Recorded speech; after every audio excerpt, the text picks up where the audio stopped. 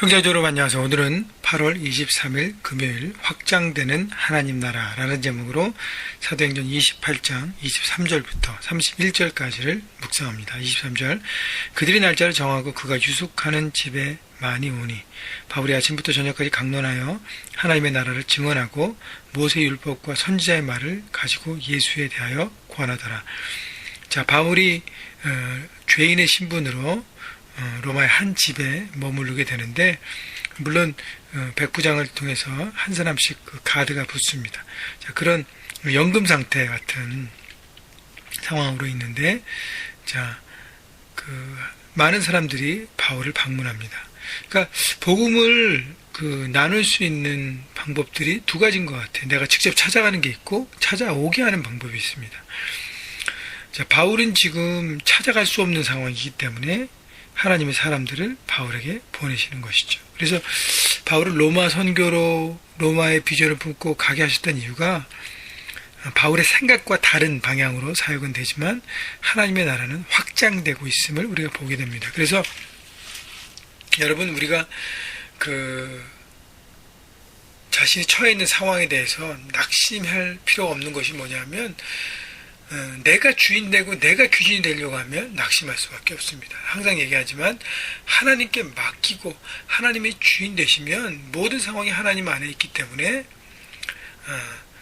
우리가 그것에 따라 순종한다면 우리 마음이 평안을 얻게 되고, 그 방법을 통해서 결국 하나님의 영광 받으시고 그 하나님께서 그걸 통해서 우리 모든 것들을 이루신다는 것이죠.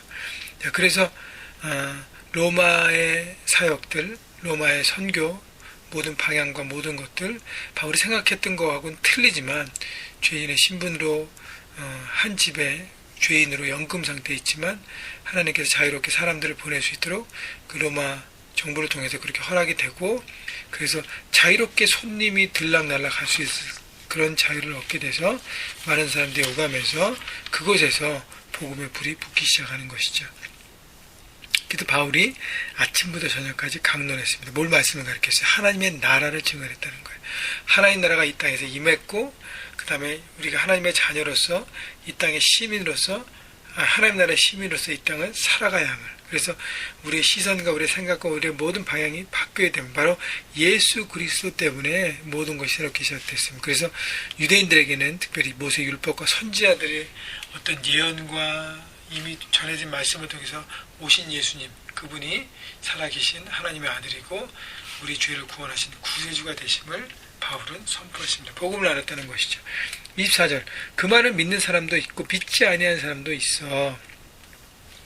바울의 복음을 듣고 믿는 사람도 있었지만 믿지 아니하는 사람도 있었다는 것이죠. 그래서 우리가 삶의 현장에서 전도하고 복음을 전하고 사람들을 주님 앞에 초청했을 때 그게 될 수도 있고 안 될 수도 있다는 거예요.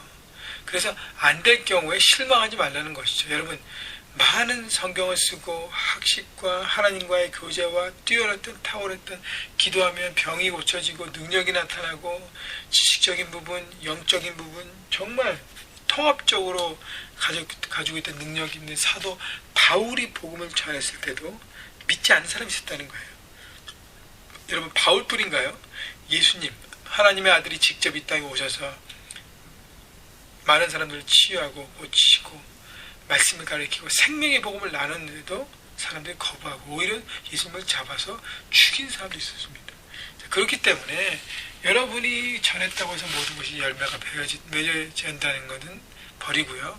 그러나 계속적으로 우리가 씨앗을 심을 때 언젠가는 열릴 것을 바라보고 나가는 것입니다.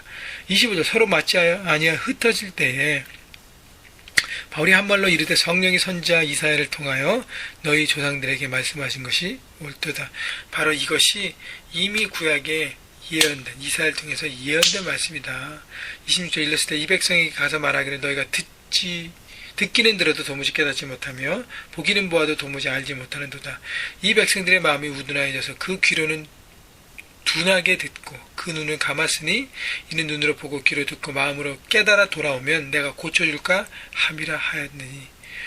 이스라엘 백성들이 이사야 선지자 시대에 하나님의 말씀에 떠나서 자기 기준으로 살고 자기가 하나님 앞에 예배 결국 그냥 얼굴만 형식만 드리고 다 마음이 떠나고 우상에게 드리고, 그러니까 결국 우상에게 드리는 건 뭐냐면 물질과 재물과 여기에 집중된 삶을 살아서 그것을 많이 얻고 세상의 기준으로 사는 것이죠. 하나님과 멀어졌어요. 하나님의 백성들이. 그때 선지자가 선포해도 듣지 않습니다. 보지 않습니다. 그러니까 듣기는 듣고 보기는 보아도 깨닫지 못하는 것이죠. 그래서 눈으로 보고 귀로 듣고 마음으로 깨달아 돌아오면 내가 고쳐줄 거 아니에요. 바로 그것이 하나님과의 만남이에요. 영적인 눈으로 하나님 바라봐야 되고요. 마음이 열려져서 하나님의 말씀을 들어야 하고 그 다음에 마음으로 깨달아야 한다는 것입니다. 28절 그런즉 하나님의 이 구원이 이방인에게로 보내진 줄을 알라. 그들은 그것을 들으려 하더라. 그래서 유대인에게 맡겨있던 복음이 이제는 이방인에게 가고 내가 그의 사도로 터키와 그리스 지역의 전체 지역을 돌아다니면서 하나님 복음을 이방인들, 헬라인들에게 전했고 이 로마에서도 많은 로마인들에게 내가 전할 것이다. 라고 복음의 이방인들에게 가는 정당성에 대해서 얘기하는 것이죠. 그래서 이걸 통해서 온 세상을 향한 하나님의 복음과 계획을 선포하는 것입니다. 30절 바울이 온 이태를 자기 셋집에 머물면서 자기에게 오는 사람을 다 영접하고 2년 동안 로마에서 이런 셋집에, 그러니까 죄인들이 머무는 셋집에 연금 상태로 있으면서 자기에게 오는 사람들을 다 영접했습니다. 찾아오는 사람 사역들을 감당한 것이죠. 31절 하나님 나라를 전파하며 주 예수 그리스도에 관한 모든 것을 담대하게 거침없이 가르치더라. 자, 그래서 하나님의 말씀을 전하는데 담대하게, 여러분 죄인의 신분으로 위축될 수 있지만 나는 세상에 묶여있는 인생이 아니라 하늘에 매여있는 인생, 하늘에 열려있는 인생이라는 것을 선포한 것이죠. 그리고 거침없이라는 것은 진리를 전하는데 방해가 없었다는 것이고요. 여러분 로마의 가드가 같이 있었지만 복음에 대해서 방해하지 않았습니다. 유대인의 많은 예루살렘에 있던 그런 소돔과 같은 소돔도 없었습니다. 또 눈치 보지 않고라는 것은 여러 가지 보지 않고 할 말들을 진리를 선포했다는 것이죠. 여러분 그렇기 때문에 거기서 바울 로마의 감옥에서 옥중서신도 썼잖아요. 여기서 빌립보, 골로새, 빌레몬서 많은 사역들을 감당했습니다. 아까도 얘기했지만 여러분 내 상황이 많이 묶여있다고 해서 나는 하나님의 사람으로 사명을 감당할 수 없고 내 것에 너무 묶여있다고 하는 것은 핑계라는 것이에요. 여러분 바울보다 더 열악한 상황이 있는 분 있습니까? 아니잖아요. 여러분 자유가 있잖아요. 움직이자. 죄인의 신분이 아니잖아요. 결국 바울은 이렇게 돼서 결국 로마에서 순교를 당합니다.